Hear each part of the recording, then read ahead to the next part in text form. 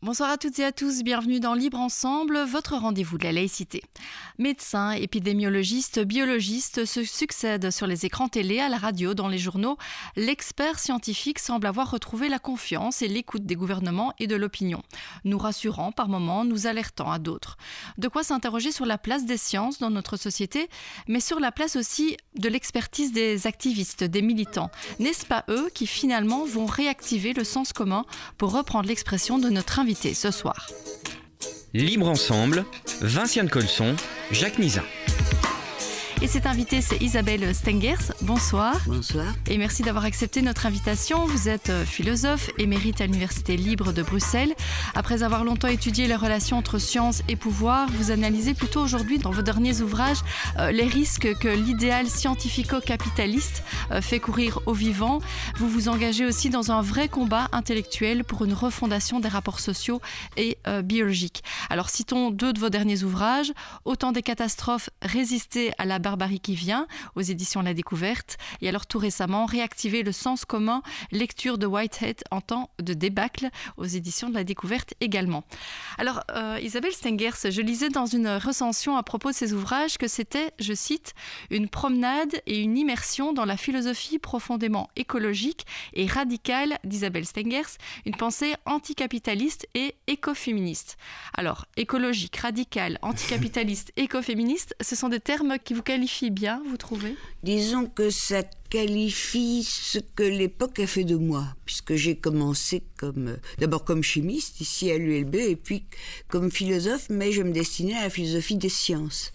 Et c'est au fond en ce siècle que je me suis rendu compte que, aussi élargissante que j'avais conçu mon approche des sciences, non, il s'agissait de l'élargir et donc de la radicaliser encore. C'est-à-dire qu'on ne peut pas ignorer ce qui aujourd'hui est à l'œuvre, c'est-à-dire non seulement les désastres écologiques, mais aussi les relations longues entre ces désastres et notre rapport à la Terre et notre héritage colonial, parce que c'est la colonisation qui nous a menés à envahir la Terre et pas seulement à faire des dégâts en Europe. Donc il y avait là un ensemble de données qu'il s'agissait de tisser et de raccorder à ce que j'avais déjà fait, parce qu'il ne s'agit pas de me convertir à une mode nouvelle, mais d'aller progressivement en réarticulant des thèmes que je connais à cette ouverture qui leur demande d'aller plus loin. Ben, on va parler de ce monde et de cette société qui évolue beaucoup aujourd'hui. Mais je voulais d'abord commencer par justement ce rôle des experts. Je le disais en introduction, on n'a jamais vu autant de médecins, d'épidémiologistes, de biologistes sur les plateaux télé. Alors, est-ce que on assiste à un retour en grâce de la science, finalement, un retour de la confiance envers les scientifiques, à opposer peut-être à la méfiance vis-à-vis des autorités politiques ? Je crois qu'on vit une période exceptionnelle, effectivement, et les politiques n'ont que les experts et l'ordre public, aussi, comment dirais-je, le ministère de l'Intérieur, comme interlocuteur pour leur dire quoi faire. Il y a eu une législation d'exception et les experts sont les seuls dont on peut dire qu'ils savent quelque chose. Maintenant, qu'est-ce qu'ils savent ? Ils sont débordés comme tout le monde, puisque ce virus est nouveau. On ne cesse de découvrir qu'il est capable de choses dont on ne pouvait pas penser qu'il serait capable, plutôt des mauvaises surprises d'ailleurs. Donc, les experts sont là parce qu'il y a un grand vide, mais ils l'occupent vaille que vaille. Je dois dire qu'en Europe, ils peuvent être un peu moins caricaturaux qu'en France. Parce que la question de l'expert, c'est son honnêteté éventuellement. Et on ne lui demande pas toujours d'être honnête. Quand il conseille le politique, on lui demande de dire « ceci serait bien, je recommande ceci, la science est derrière vous ». Et donc vient la science. Et la science, je l'ai moins entendu en Belgique. Finalement, les experts belges ont souvent un certain taux d'honnêteté et d'humour qui va bien avec une tradition belge, tandis qu'en France, la science a été portée au nu, et donc en France, quand on m'interroge, on dit plutôt « Tiens, mais le public doute de la science », parce qu'ils ont entendu des experts s'envoyer des noms d'oiseaux au nom de la science. En Belgique, ça me semble avoir été plus doux, mais... Revenons en Belgique, il faut bien se rendre compte que les questions qu'on pose aux experts sont des questions qui, presque par définition, les débordent. Ou alors auxquelles ils donnent des réponses qui sont des réponses obligées par le rôle de la science d'avoir à répondre à des questions vaille que vaille. Par exemple, les fameux... Ça m'a beaucoup intéressé parce que c'était un objet de conflit en France. Les fameux tests cliniques, on dit c'est la science. Il faut attendre le verdict de la science. On l'attend toujours. Mais le test clinique, c'est pas du tout comme une expérimentation scientifique où l'enjeu c'est est-ce que j'ai trouvé la bonne question. Ici, on pose la question qu'il faut poser pour que les industries et les administrations se mettent d'accord pour rembourser un médicament. Est-ce que ce médicament est en lui-même efficace pour guérir ? Ben, c'est une mauvaise question, parce que guérir, c'est pas une question qu'on peut diviser en une molécule et le reste. Non, non. On sait depuis toujours que guérir, surtout pour des problèmes aussi compliqués que cette épidémie, implique une dimension de confiance, de croyance éventuellement. On dit il a bien lutté, comme si ça avait une importance, etc. Et il faut ignorer tout ça. Donc c'est une science mutilante pour obtenir un oui ou un non. Ce qu'on demande aux experts, on mutile la question, on pose une question dont on sait qu'elle est mauvaise. C'est pas toujours le cas. Les épidémiologues, eux, ils font des modèles. Mais ils savent qu'il suffit d'un peu changer les paramètres du modèle pour obtenir une autre histoire. Au fond, c'est un modèle épidémiologique, c'est une matrice qui donne des tas d'histoires selon la manière dont on ajuste les paramètres. Donc chacun vient avec ce qu'il peut. Et je crois que c'est une très bonne idée que le public soit confronté avec le fait que la science, justement, ne devrait pas être nommée comme telle. Il y a des sciences dont on peut attendre plus ou moins, et en tout cas ne pas leur imposer de mauvaises questions. Et dire aussi que le doute fait partie du processus scientifique, par exemple. Ben oui, mais il y a des tas de doutes différents. Hein. Par exemple... comment est-ce qu'on guérit ? Comment aider à guérir, surtout, si le corps confiant est dans la course ? Comment aider à guérir ? C'est une question qui peut faire douter de la pertinence des tests cliniques, hein ? Sauf par rapport à est-ce que ça empoisonne ou pas le corps, les nouvelles molécules. Mais, comment dirais-je, il est interdit de douter de cette question parce que c'est la seule qui est admise. Donc là, le doute est malvenu. Par contre, effectivement, quand on a affaire à des sciences expérimentales à leur affaire, on pense toujours à la physique ou à la chimie, etc. Mais le doute, c'est le cœur même de la science. C'est-à-dire que c'est parce que une proposition résiste aux objections des collègues qui disent « mais est-ce qu'on ne pourrait pas interpréter ça autrement ?» C'est parce qu'elle résiste à ça, parce qu'elle surmonte des objections, que les collègues deviennent convaincus. Là, c'est une entreprise collective et douter, c'est faire son boulot. On n'a pas à dire que le scientifique est sceptique par essence. Non, non. C'est par rapport à une proposition qui l'intéresse qu'il est vital qu'il voit s'il n'y a pas moyen de douter. Mais ça veut dire que ce qui prime, c'est est-ce que nous posons une bonne question ou est-ce que nous faisons quelque chose qu'on appelle un artefact. Mais il n'y a que les sciences qui peuvent contrôler en laboratoire leur objet, qui peuvent faire cela. Ce qu'il faudrait éventuellement comprendre, c'est que c'est que les sciences sont une pluralité forte. Ça dépend complètement de ce à quoi elles s'adressent. S'adresser à la guérison, c'est pas s'adresser à une molécule au sens chimique du terme. Et que parfois, c'est dans leur diversité que les sciences sont importantes. Par exemple, lors de l'épidémie d'Ebola, on s'est rendu compte qu'il fallait absolument faire venir des anthropologues, parce que les mesures de prévention de l'épidémie impliquaient une violence forte au rite funéraire. Eh bien, pour essayer de contacter ceux qui, dans les lieux touchés, avaient de l'importance, les anciens, etc., il fallait pouvoir parler avec eux, et leur parler avec respect, avec le respect qu'on doit à leur tradition, mais qui était violentée. Et donc, il a vraiment fallu faire venir des spécialistes de comment parler à des gens de culture qui ne sont pas la nôtre, sans tolérance, mais avec respect, un véritable respect, qui était le savoir nécessaire dans ces conditions. Donc c'est souvent, et c'est très peu cultivé, le moment où une science a besoin d'une autre, c'est la sensibilité que des scientifiques auraient dû, tout à coup, ici on a besoin d'autres, qui devraient être cultivés. C'est quel type de savoir devons-nous articuler et réunir pour être à la hauteur. Et ici, je crois que, par exemple, en ce qui concerne les vieux, etc., ça a été géré, les vieux en maison de repos, ça a été géré d'une manière assez abominable.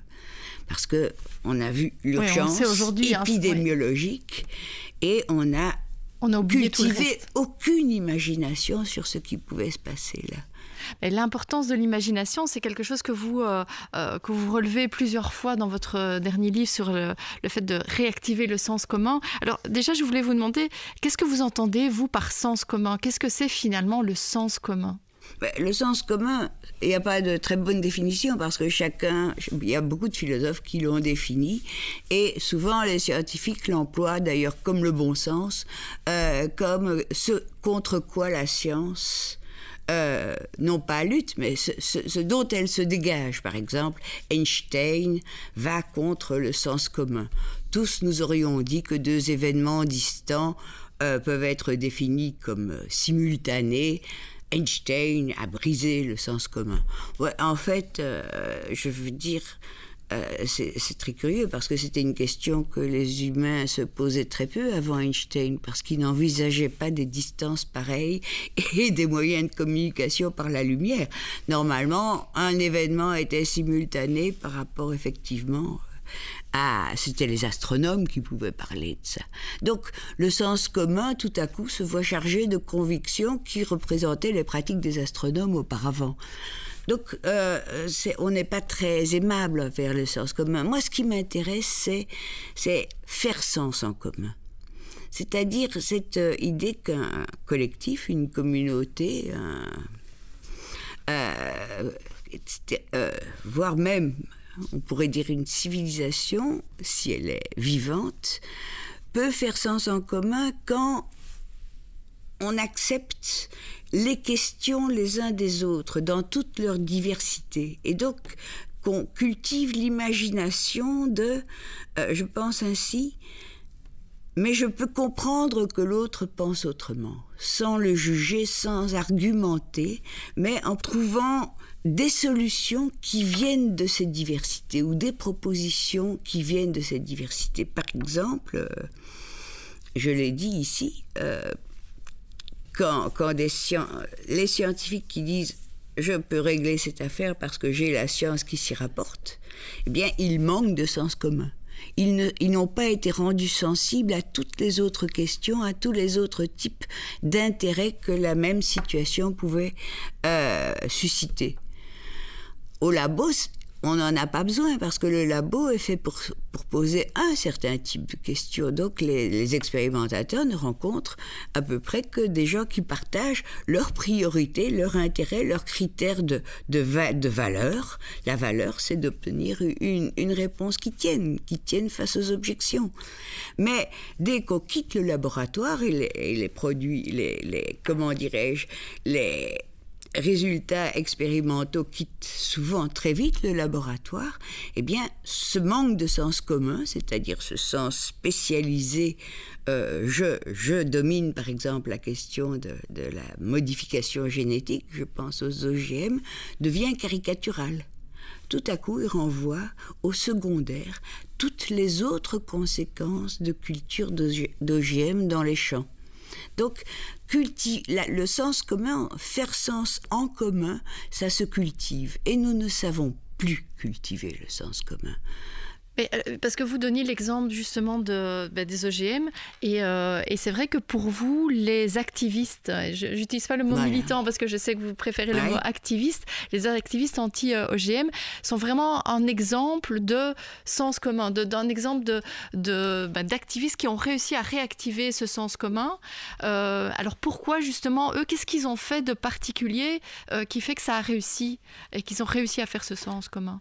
D'abord, le signe de leur réussite, c'est pas, pour moi, c'est pas qu'il y a plus d'OGM de par le monde, donc c'est pas une réussite totale, mais du point de vue qui est le mien, leur réussite est d'avoir justement fait bafouiller les experts, qui n'ont pas pu les accuser d'être irrationnels ou bien de dire ça s'arrangera, etc. Et ils ont pu le faire parce que, au lieu de privilégier, comme des militants auraient pu le faire, un type d'objection forte, mais pas seulement objection, chers collègues, avez-vous pensé que... Non, ces OGM, nous n'en voulons pas. Au lieu de privilégier un type d'argument qui justifierait qu'on ne le veuille pas, ils se sont rendus sensibles à ce qui allait arriver aux paysans, à ce qui allait arriver aux droits de propriété intellectuelle, c'est-à-dire aux brevets. Ils se sont rendus sensibles à la question des résistances, des mauvaises herbes qui gagneraient de la résistance. Ils se sont rendus sensibles en gros, à tout ce qui s'articule autour de qu'est-ce que l'agriculture. Et au fond, l'une des choses qu'ils ont produites, c'est cet intérêt nouveau pour d'autres formes d'agriculture, l'agroécologie ou des choses pareilles. Ils ont créé un intérêt de beaucoup de citoyens envers quelque chose qui, pour eux, jusque-là, allait de soi. Oui, ils savaient que les légumes perdaient leur goût, etc. Mais enfin, on est habitué depuis que je suis née, les légumes perdent leur goût, etc. Tout à coup, il y avait matière à penser, et pas seulement à dire ça avait meilleur goût avant, mais aujourd'hui, ça se conserve mieux. Non, il y avait vraiment matière à penser, mais quelle agriculture voulons-nous ? Et ça, c'est quelque chose qui continue et qui est l'un des résultats de ce penser ensemble qui, au fond, a fait de l'agriculture, des modes de production et de nos rapports avec la vie, en fait, une matière à penser. Et une matière à penser où des priorités divergentes se rencontrent et se respectent. Alors, pendant le confinement, il y a eu beaucoup d'initiatives, de cartes blanches, de gens qui disaient, voilà, on veut repenser le monde d'après, un monde qui sera différent, et on voit... là, depuis quelques semaines, on voit depuis le début du déconfinement qu'on a vite oublié ces belles paroles, ces belles idées. On est vite revenu au monde d'avant, à l'anormal, comme certains l'appellent. Comment est-ce qu'on pourrait s'inspirer justement de ce qui a été fait par ces activistes anti-OGM pour repenser ce monde différemment ? Les activistes n'ont pas oublié. Et s'ils n'étaient pas hyper optimistes, ils savaient, moi-même, je pouvais le prévoir que la relance de la croissance serait la première priorité. Aujourd'hui est un peu entravé parce que le virus continue à circuler. Le problème n'est malheureusement, parce que personne n'espère ce virus, n'est malheureusement... Enfin, si un changement intéressant doit avoir lieu, ça doit avoir lieu avec les puissances d'imagination positive des gens. Quelle agriculture voulons-nous ? Et pas comment nous protéger contre un virus. Donc... Il faut penser la question différemment, peut-être. Donc, il faut poser le problème différemment. Il faut poser le problème et éventuellement entretenir cultiver ces imaginations qui ont pu venir à certains. Et pas dire « Oh, on attendait le miracle », que tout le monde dirait « On ne reprend rien ». Mais évidemment que ce miracle ne s'est pas produit. Mais dire « On est déçu » et leur enterrer la nouveauté des idées et des besoins et des protestations qui sont venues dans la tête de ceux qui ont eu le temps de penser, l'enterrer et dire ben voilà, c'est fini, on va fermer la parenthèse et recommencer comme avant. Non, là, c'est dire le mot de trop. Non, on va continuer. On va continuer parce qu'on n'a pas le choix. Parce que derrière les épidémies, et ce ne sera pas la dernière, il y a aussi le trouble climatique, qui est aussi une des choses qui m'a menée à élargir et à radicaliser mes idées. Ça, il ne passera pas. Il va en s'aggravant. Il continue son petit bonhomme de chemin, ou son très bruyant et très désastreux bonhomme de chemin. Et donc, d'une manière ou d'une autre, même ce qui a été imaginé pendant cette période va revenir autrement dans cet avenir. Et dans cet avenir, ce faire sens en commun, il va être vital. Pourquoi ? Parce que on lutte contre quelque chose qui... Le terme croissance est tellement bien la croissance, veut dire business as usual. Nous devons recevoir le droit de continuer à exploiter la terre telle que nous l'avons conquis. Et ceux qui ont obtenu ce droit, arraché ce droit, imposé ce droit, ceux-là vont pas se laisser faire. Donc tout va être fait pour diviser. Tout va être fait pour faire que les mesures à prendre ne mettent pas en danger la croissance. Mais quand on dit ne mettent pas en danger la croissance, on ouvre vraiment la boîte à toutes les compromissions et tous les mensonges possibles. Donc, savoir qu'on entre dans une période de grosse turbulence et que le faire sens en commun est vital pour ne pas se laisser faire et se laisser diviser, ça, je crois que c'est tout à fait, central. Et donc, on n'a pas le droit de dire « occasion perdue, on continue comme avant ». On n'a pas le droit. On doit dire « ça ne fait que commencer ». Notamment parce que on n'a pas le droit, c'est aussi une manière peut-être de donner un peu d'espoir à la jeunesse, par exemple, aux jeunes qui sont là et à qui on a un peu l'impression parfois qu'on ne transmet que du désespoir. Rien ne va, c'est crise sur crise, on parle de collapse, est-ce que c'est pas finalement une réponse à apporter aux jeunes, le fait de faire sens en commun? On n'a pas de réponse simple à leur apporter, parce que le fait est que moi je vais mourir, je ne verrai pas le pire. Eux vont le voir. Donc eux vont le voir et vont être menacés par toutes les divisions, tout ça. Donc je crois que la manière dont les jeunes ont répondu à la jeune suédoise, Greta Thunberg, c'est profondément à désirer. Et c'est eux qui le font. C'est eux qui trouvent les mots pour dire et qui font porter les mots vers d'autres jeunes. Donc c'est une inconnue de la question. Et je ne crois pas que l'idée n'est pas de leur rassurer pour moi. L'idée est d'essayer de trouver des manières justement de faire sens en commun, qui puissent les aider dans cet avenir. Donc qu'il n'ait pas tout à... Pour moi, ce qui m'a hanté depuis le début du siècle, c'est... Mais non, d'une pipe, ma génération, et et les plus jeunes que moi, vont être haïs par leurs descendants, vont subir un mépris par rapport auquel, et des reproches par rapport auxquels ce qu'ont subi les parents allemands après la Seconde Guerre mondiale ne sera rien. Nous serons la génération la plus haïe et la plus méprisée. Et je retrouve ce ton chez Greta. Vous nous trahissez. Pour qui vous prenez-vous ? Comment osez-vous ? Comment osez-vous ?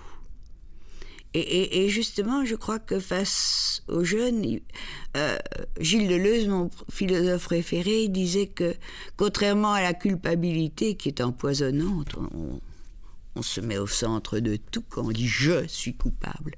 Par contre, la honte, c'est parfois un très grand motif d'action. Et donc c'est vrai que moi, cette honte de ce que nous avons fait au monde, même si j'étais pas née, même si j'ai rien fait, etc., cette honte, je veux en hériter parce qu'elle fait penser. Elle fait penser et agir. Et je crois que face aux jeunes, ceux qui sont aujourd'hui en état de faire quelque chose, mais des jeunes font quelque chose. Les potagers collectifs, c'est de la politique, ils le savent. Les zones à défendre, c'est de la politique, ils le savent. Oui, tout ce qui est les ZAD, je sais que vous citez souvent les ZAD en France, de Notre-Dame-des-Landes, mais il y en a à Arlon, il y en a à Arlon, il y en a d'autres, et il y a aussi des centres sociaux, donc des squatteurs. Ce sont des réponses qui finalement peuvent toucher, ce sont des réponses très concrètes finalement, il y a une manière de faire sens en commun très concrète. Et il faut les défendre. Nous, les vieux, il faut défendre le sens important de ce que ces jeunes font là. Ils font des choses qui sont dans l'illégalisme, même parfois, en période d'occupation. Et quelque part, nous sommes en période d'occupation, c'est-à-dire nous sommes occupés par la croissance. En période d'occupation, il faut accepter l'illégalisme. Et donc, je crois que l'une des choses qu'on peut faire, c'est justement montrer aux autorités, aux gardiennes de l'ordre public, que le vent tourne. Et c'est-à-dire que ce qu'on comprend, ceux qu'on défendra, sont plutôt ceux qui, justement, tentent de briser la routine, de briser le business as usual. Oui, parce que pour le moment, justement, les réponses des autorités politiques à ce genre d'initiative, c'est plutôt la répression, c'est plutôt remettre l'ordre public. Est-ce qu'il y a du coup aucune leçon qui sont tirées de ces initiatives, de votre point de vue, de la part des politiques ? C'est-à-dire que les politiques sont... Je veux dire, la classe politique, et je ne vais pas dire que c'est la faute d'un tel ou d'un tel, c'est un phénomène mondial, a cédé à ceux qui promettent la croissance tous ces moyens de régulation, de contrôle ou d'initiative. C'est ce qu'on appelle le néolibéralisme. C'est vraiment... donc, ils sont évidemment beaucoup plus encore débordés par cette situation dont on dit « nous savons que nous devons changer la vie, mais en respectant la croissance ». Ils sont beaucoup plus débordés que n'importe qui. Donc, quand la politique se sent débordée, elle fait donner les flics, évidemment. Enfin, on voit un peu partout une violence croissante de la répression policière. Donc, c'est quelque chose par rapport auquel, effectivement, je crois qu'un faire sens en commun de la part de ceux qui ne sont pas des activistes, de l'importance de ce qui se passe, de l'importance de ce qui germe dans tous ces mouvements, et de l'importance pour les jeunes du fait que ce soit défendu comme quelque chose qui compte, ça c'est un peu ce sur quoi je lutte, quoi. Mais en tout cas, vous luttez, vous le faites très bien, et j'encourage tous nos auditeurs, s'ils ont envie d'approfondir cette question, à lire 2 ou 3 de vos derniers ouvrages. Donc je rappelle, il y a Autant des catastrophes, Résister à la barbarie qui vient, aux éditions La Découverte, Réactiver le sens commun, lecture de Whitehead, En temps de débâcle, et il y a aussi Résister au désastre, dialogue avec Martin Schaffner, aux éditions Wild Project, Petite bibliothèque d'écologie populaire. Alors ce sont tous des ouvrages qui ont été écrits avant la crise actuelle, oui. Mais on a l'impression que tous, rien que dans le titre, répondent déjà à certaines des questions qu'on se pose aujourd'hui. Merci beaucoup Isabelle Stengers. Je rappelle, vous êtes donc philosophe émérite à l'Université libre de Bruxelles. Merci de nous avoir éclairés sur toutes ces questions. Merci à vous de nous avoir suivis et une belle soirée à tous.